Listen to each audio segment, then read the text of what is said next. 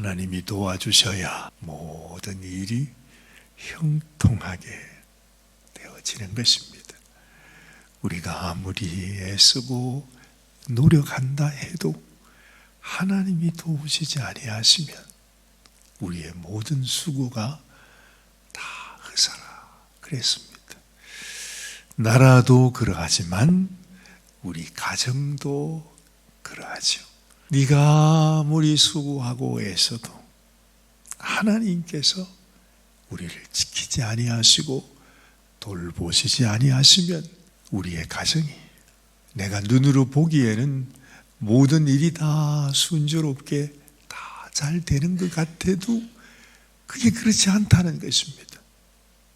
우리 눈으로 보기에는 야, 이거 우리가 망하는 건 아닌가 이렇게 여겨질 때에도 내가 하나님을 바라보고 하나님을 의지하고 하나님의 도우심을 구하고 주님 안에 있을 때에는 아무리 우리의 상황이 험악하게 보이고 어려워 보인다 해도 그 가운데 참 신비하지요. 그게 그야말로 합력하여 선을 이루는 하나님 앞에 부르심을 받은 자, 하나님께 택함을 받은 자, 다시 말하면 하나님 앞에 사랑을 입는 자에게는 되는 것이 하나도 없는 것 같아도 이상하게 그 세월이 지나고 난 이후에 모든 것이 합력해서 선을 이룬다 그러지 않아요. 우리가 그 말씀을 정말로 우리 마음속에 믿어야 합니다. 신뢰해야 합니다. 하나님, 당신이 이를 이루시옵소서. 늘 그렇게 기도하고 하나님께 맡기면서 우리가 살아가는 것이 소중해요. 그게 지혜 있는 사람이고 그게 하나님 앞에 은혜를 입는 사람인 것을 알게 됩니다. 다윗이 그런 하나님의 은혜를 입습니다. 오늘 이 말씀 속에서도 이 다윗이 하나님 앞에 왕이 되었다. 아니 맨날 도망자로 댕기던 다윗, 그래가지고 보는 사람들마다 나를 좀 도와달라고, 얼마 전까지만 해도 사실은 이 블레셋 왕에게 찾아가서 정말 말할 수 없는 굴욕과 그 비굴함 속에서 제발 나를 사울의 손에서 건짐을 받을 수 있도록 보호해 주십시오. 내가 당신에게 충성을 다하겠습니다. 뭐 이렇게 도움을 구하고 했는데 그 다윗이 어느 날 정말로 사울은 죽고 다윗이 이스라엘의 왕으로 세움을 받지 않습니까? 이 하나님이 하시는 일이 그렇다는 거죠. 아무리 환난과 시련과 고난과 정말 말할 수 없는 그런 상황 속에서 세월이 지났는데, 그 상황이 지났는데 그 다윗이 이렇게 하나님께 복을 받는 것을 보면 이게 하나님이 하시는 일이 이런 것이구나 하는 그 힌트를 우리가 얻어야 되는 것이죠. 아무리 하나님 말씀을 듣고 배우고 권고를 받고 가르침을 받아도 하나님의 음성을 듣지 못하는 사람이 있습니다. 어리석은 자죠. 정말로 깨닫지 못하는 자들은 장구하나 멸망하는 짐승 같다, 이렇게 성경이 우리들에게 말씀하고 있는데 꼭 그렇게 살아가는 사람들이 또 있더라는 거예요. 너무너무 안타까운 일입니다. 아니 왜? 아니 이렇게 제발 너희는 이런 멸망받는 짐승 같은 인생은 되지 마라.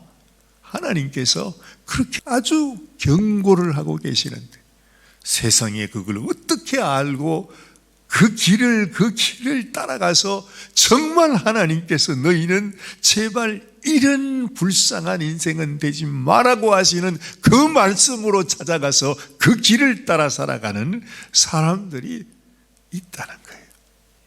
저 역시도 그래요.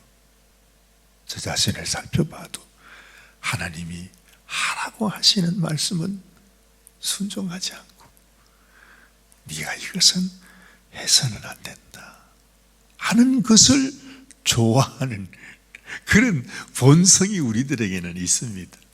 사실은 그래요. 그래서 하나님 앞에 나올 때마다 안타까운 것입니다.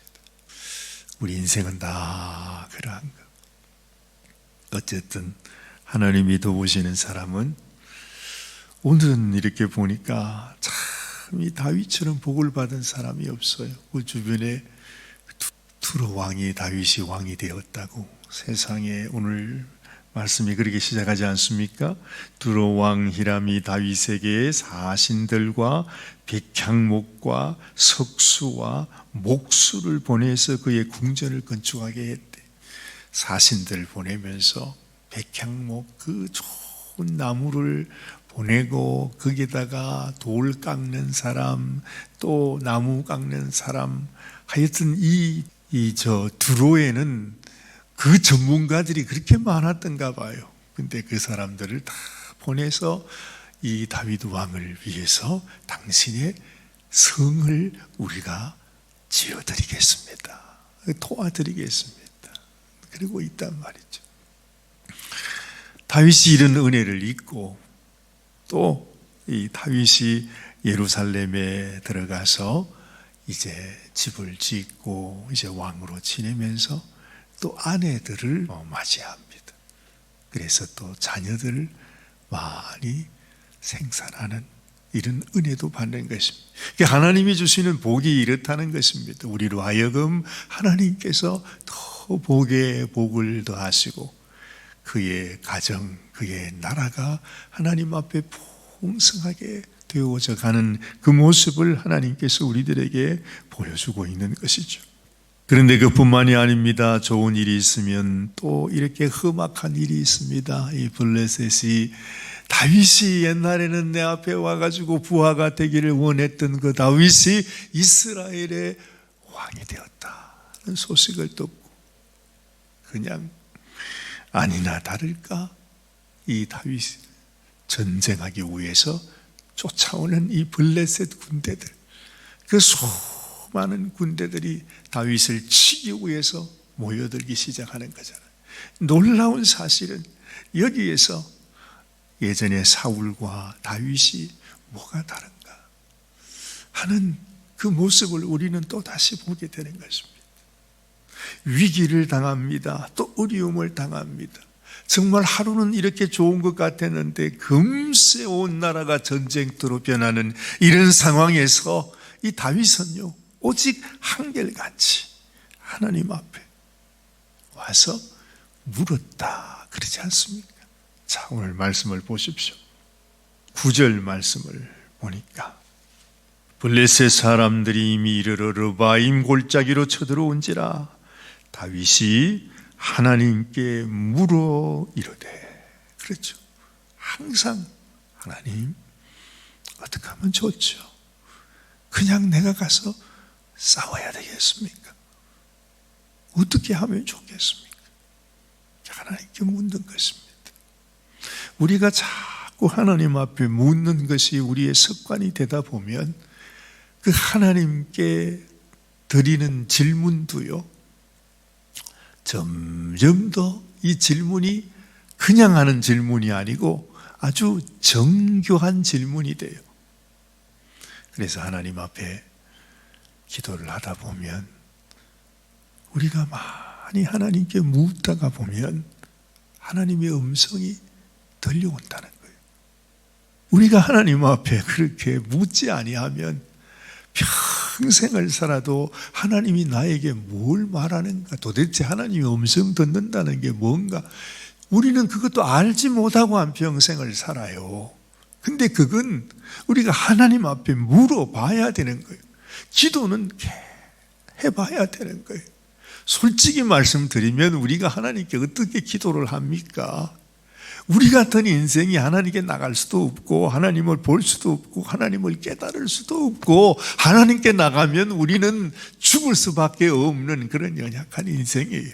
어떻게 우리가 하나님 앞에 나가서 감히 하나님 앞에 이래라 저래라 할 수가 있냐는 거죠. 우리는 그럴 수 없어요. 근데 어쨌든 우리는 하나님 앞에 나갈 수 없지만 하나님 앞에 기도할 수 있다고 하는 이 자체만 하더라도, 그래도 하나님이 기도하라고 그러잖아요. 구하라 그러잖아요. 두드리라 그러죠. 찾으라 그러고. 이게 얼마나 큰 축복인지 모른다는 거지. 아니, 나 같은 인생이 뭐라고 하나님 앞에 감히 입을 벌려 내가 말할 수 있느냐는 거죠. 근데 그 길이 열렸어요. 허락이 되었어요. 그렇다면 적어도, 그렇죠, 하나님께서 네가 기도하면 내가 응답해 주리라 이렇게 말씀을 하시지만, 그러나 내 입장에서 보면 내가 하나님 앞에 나가는 그 길이 하나님께 내가 여쭙고 기도하는 그것이 그냥 단순히 내가 한마디 했다고 하나님이 후달짝 놀라가지고 그래 네 말한 대로 해줄게 이런 것이 아니잖아요. 적어도 하나님 앞에 나가려면 우리가 깎여지고 부수어지고 내 마음이 하나님 앞에 다듬어져서 내가 깨끗한 통로가 되어서 내가 하나님 앞에 말씀도 드리지만 하나님의 음성이 내 귀에 들릴 정도로 내 마음이 하나님 앞에 합당한 마음이 되어줘야 된다는 것이죠. 그래서 우리가 기도의 훈련이 필요한 것입니다. 이 기도의 훈련은 내가 평생을 해도 부족한 거죠. 나는 이제는 됐어. 나는 이제 하나님하고 직접 통화할 수 있게 됐다고 그렇게 장담하는 것이 아니고, 우리가 하나님 앞에 그런 오랜 기도의 훈련이 필요하다 하는 것입니다. 다윗이 얼마나 하나님 앞에 기도했길래 아마 그는 어릴 적부터 마치 사무엘이 하나님의 전에서 무릎을 꿇고 하나님께 기도하며 자라갔듯이, 그래서 사무엘을 향하여 하나님이 말씀하실 때, 또 하나님이 사무엘을 깨우실 때 이 어린 사무엘이 그 음성을 듣고서 처음에는 엘리 제사장에게로 쫓아갔다 그러잖아요. 근데 그게 하나님의 음성인 것처럼 이 다윗도 평생 하나님 앞에 하나님 얼마나 물었으면 그 묻는 것이 습관이 되어서 정말로 자기의 브랜드 마크가 하나님을 묻는 자였다고 그렇게 표현하지 않습니다. 사울은 묻지 않는 자였고 다윗은 묻는 자였다. 그것 한 가지가 달랐다는 거예요. 그 나는 묻는 자인가? 나는 기도하는 자인가? 하나님의 음성을 들을 수 있는 사람인가? 그것이 중요하다는 거죠. 평생을 신앙생활 했는데도 나는 하나님의 음성을 듣지 못해. 아니, 하나님 음성 듣는 게 뭔지조차 몰라. 그렇게 우리가 평생을 살았다면 사실은 나는 하나님과 관계없는 자예요. 평생을 살았는데도 주의 음성 듣는 것조차 내가 알지 못한다. 그건 그야말로 하나님을 모욕하는 거죠. 사울 같은 인생이 되는 것입니다.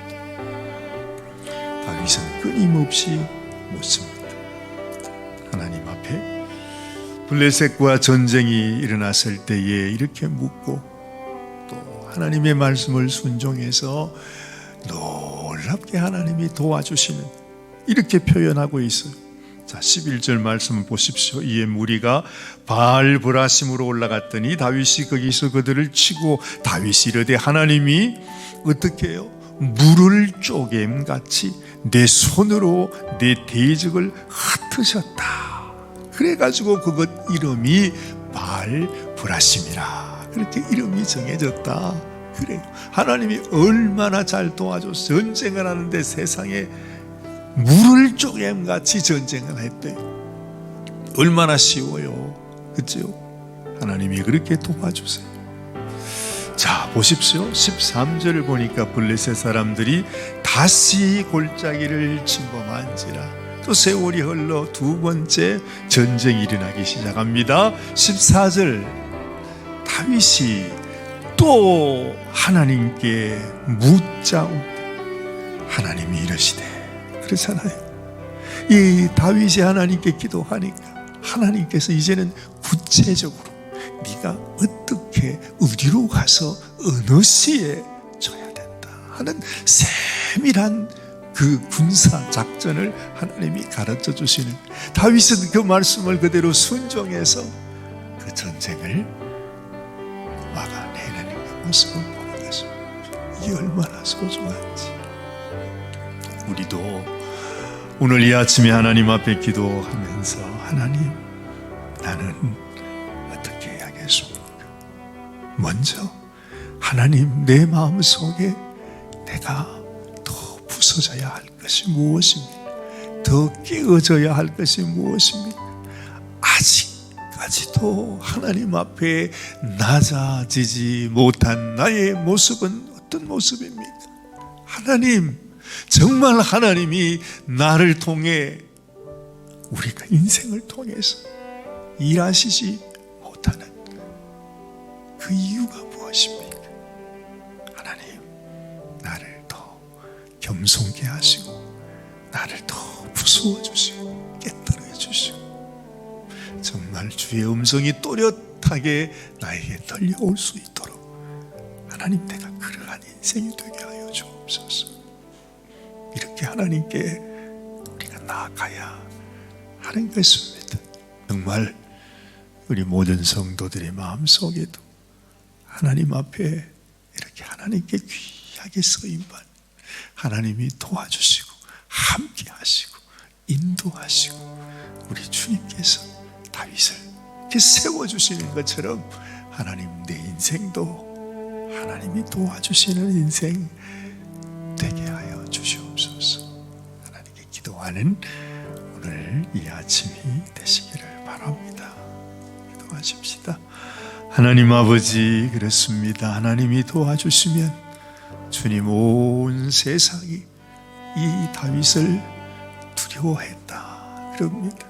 그 나라가 더 왕성하게 하나님 앞에 쓰임받는 복된 나라가 되어갔음을 우리는 다시 봅니다.